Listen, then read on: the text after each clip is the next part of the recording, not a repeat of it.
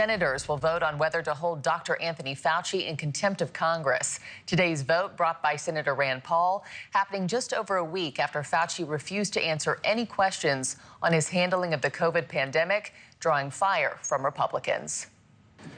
Under the advice of counsel, I respectfully decline to answer based upon my rights under the Fifth Amendment to the Constitution.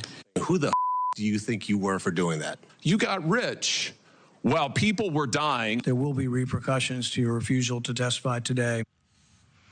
Joining me now to break all of this down, I've got John Fishwick. He's a former U.S. attorney for the Western District of Virginia. John, I got a lot of questions coming your way.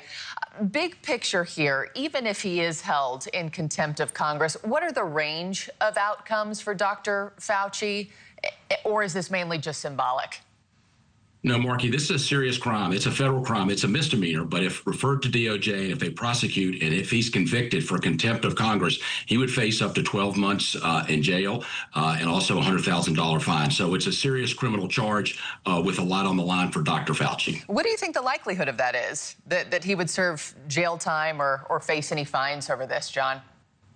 Well, I think we're headed into uncharted legal territory, Marky. I mean, the big question is we've got the constitutional right to a presidential pardon. So Congress says, look, you had to answer our questions. You had complete immunity. Biden pardoned you from 2014 to January 19th of 2025. You had no risk when you testified in front of us, and we were asking you about the time frame when you headed up our country's COVID response. So you had full immunity. Fauci says, look, I'm worried about being prosecuted by state attorney generals. I can also perjure myself when I'm testifying in front of you last week. So therefore, I'm taking the Fifth Amendment. So I think we're headed for a number of legal appeals. I think this issue of which part of the Constitution wins the day is headed to the United States Supreme Court. But if he is found in contempt of court, I think there would be a real risk of jail time because others who have been found in contempt of Congress have gone to jail. Take me back to the GOP argument on this. You know, they're arguing that you can't fear self-incrimination if the previous president pardoned you.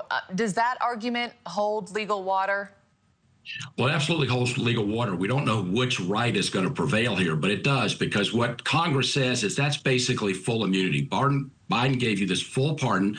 You can't be prosecuted for anything you did while you were heading up the COVID response. So therefore, you should talk to us. You can't be prosecuted for what you did. And so therefore, when we ask you questions specifically during that time frame of the Biden pardon, you got to answer those questions, and you're in contempt of us and contempt of Congress when you don't answer those questions.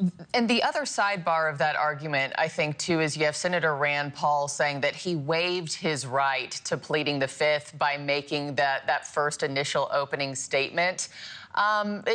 Is that a sound argument, or is that a stretch from the senator?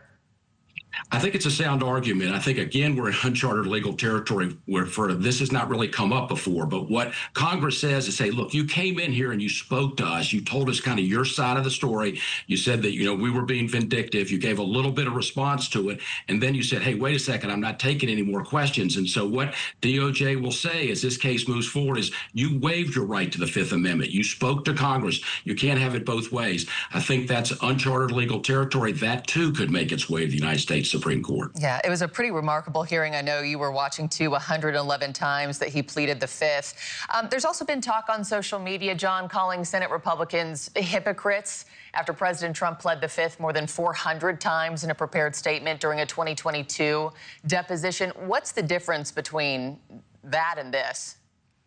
Well, the Fifth Amendment is a cornerstone of our legal justice system, certainly the criminal justice system. So lots of folks over the years have pled the Fifth. Now, there's tremendously, for Dr. Fauci, political and reputational fallout from doing it. But I think what folks will need to be watching and keeping an eye on the ball as this thing moves forward is the Fifth Amendment is a cornerstone of our legal justice system. Yes, it looks terrible for somebody who has headed up this COVID response not to answer questions to the American public. But nonetheless, it is a cornerstone of our legal justice system, and that's what the courts will be looking at as they balance that versus the pardon power. So the Senate committee will gather this morning, 7:30 Central Time, I believe, very end of my show here.